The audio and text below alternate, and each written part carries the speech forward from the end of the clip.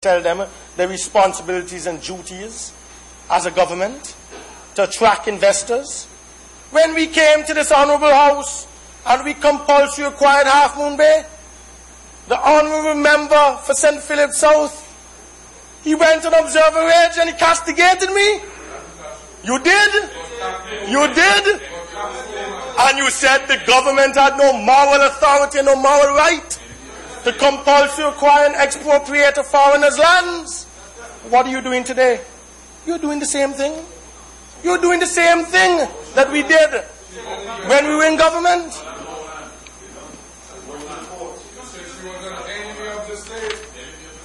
But what are you saying today? What are you going to tell Ms. Kuwad? What is the UPP government's position today with Half Moon Bay? But we have not heard. They're not behaving like a government, a responsible government, Madam Speaker. Gentlemen, please behave like a government. They're behaving like if they're still in opposition. And if they want to be in government for a very long time, as the member for St. Philip South said this morning, you have to behave 2 decades like if you're responsible. There are people out there that are jobless, hundreds of school leavers leaving, and this UPP government have not created one single new job since coming into office. Not one new investor have come into this country. Where are the list of investors that you told us on the campaign trail that are waiting to come into the country? They're waiting for the new sunshine where the sunshine is here. Look at it out there. And I don't see the investors, Madam Speaker. I'm waiting for them. The people of Paramount, payers and painters, they want work. They want work. I'm sure the people in your constituency want work. And the people in St. John's Wood East, Mr. Minister of Finance and the economy. We want to see the intangible investors. Not like the one who bought Royal Antique. We want tangible new investment.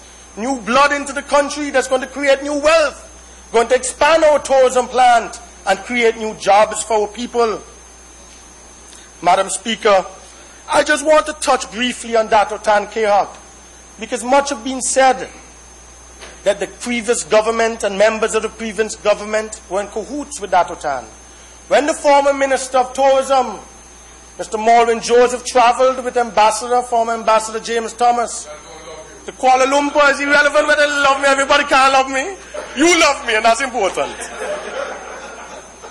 When they visited Dato Tan in Kuala Lumpur, Malaysia, and they visited his factories and his facilities, Madam Speaker, he's not no fly-by-night. He is not no fly-by-night investor. He's not no fly-by, because he was sued by you. They were very impressed with his substantial business interests. Not just in Malaysia. He has an agency for Mercedes-Benz, BMW in the UK, also for Diners Club Charge. He has businesses and factories in Singapore, in Brunei, in Hong Kong, in New Zealand. He was featured extensively on the front cover of Malaysia Business Week.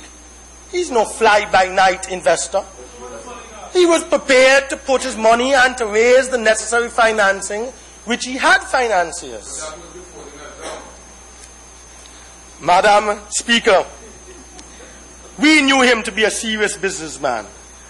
And we think, and still we thought, and still think, that there was no real reason for Dato Tan to travel halfway around the world and to come here on a land grab, to grab the lands of the people of Antigua and Barbuda.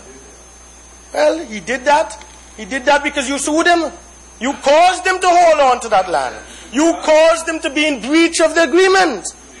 He was in breach of the agreement. We sought also to take back the lands. We put him on notice. And we did. But I want to give the history and the true story. Because it must be told. It must not be said, and you must not get away with it, that Lester Bird give away all Antigua people lands.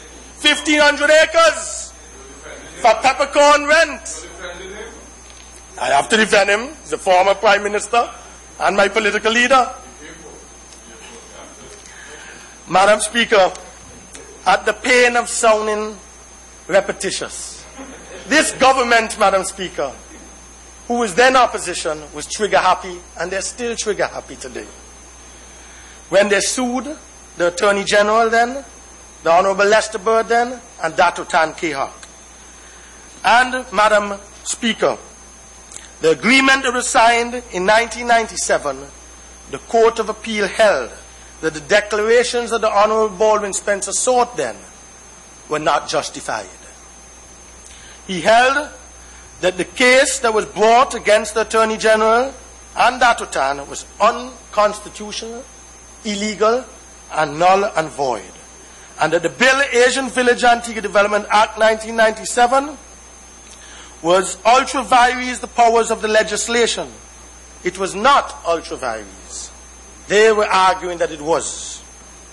The then opposition lost both cases.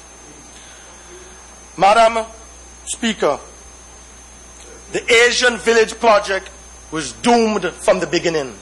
It was doomed because the UPP opposition at that time caused far-reaching negative publicity from Los Angeles to the Middle East, to South America, to North America, and sending a message that Antigua does not welcome foreign investment.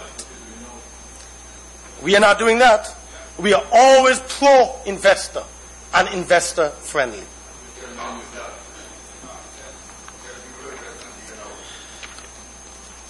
Madam President, Madam Speaker,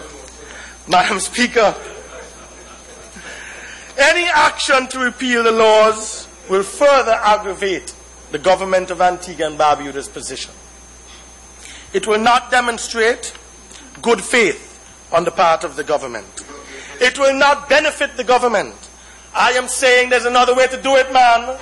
Alan Stanford sat down with Dato' Tan Keok and they signed a deed of settlement and they came to a private treaty agreeing to pay a certain amount of money, $22 million for the land.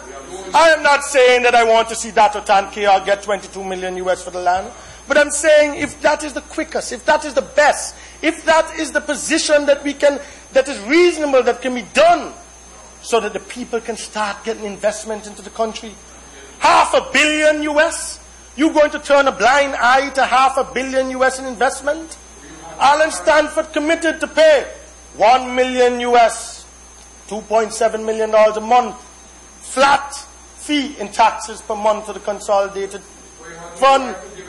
That's nearly $12 million US a year, 30 million EC a year in taxes. How can you forego that? How can you forego that because, yes, you don't want Dato' Tan to get $22 million? In my humble view, whether he paid $6 million or $2 million for the land and he get a windfall of $18 million or $20 is irrelevant when I have to think that $500 million US would be invested and injected into this economy right now. We don't need that money now. We don't need those jobs for your constituents and for the people of this country. Why tie up the whole process? Dato' Tan is going to sue. We may ultimately win. I'm not a lawyer. You go to the High Court, then you go to the Appeal Court, then you go to Privy Council. It may be a drawn-out exercise for 5 years or longer. What's going to happen? By that time, we win the election again. But you need to give the project a chance. If Alan Stanford is saying, I am ready to invest, I am ready to implement this project, but aren't you going to give it to Alan Stanford? Haven't you already got a deal with Alan Stanford that you're going to give it to him? Well, you must give it to him. I am for this project. Whether it's Alan Stanford or it's Dato' Tan Keok, I am for jobs, I am for creation of wealth and employment in this country. And I can't turn a blind eye. The only thing he said that I was a tough negotiator. Tough negotiator, hard-nosed negotiator. That's the only thing he would say, that I said that he must pay $100,000 US an acre for the lands of the airport. Madam Speaker, the government's claim to forfeit this land and the concessions under the Asian Village Incentive Act is not going to help the government. It's going to be a lengthy process. It's going to be controversial. There are certain differences arising out of the agreement. Dato' Tan is going to come back and say, well, we did not perform all our obligations. We will say, well, you were in breach. It's going to be a drawn-out exercise, Madam Speaker. And we are forgetting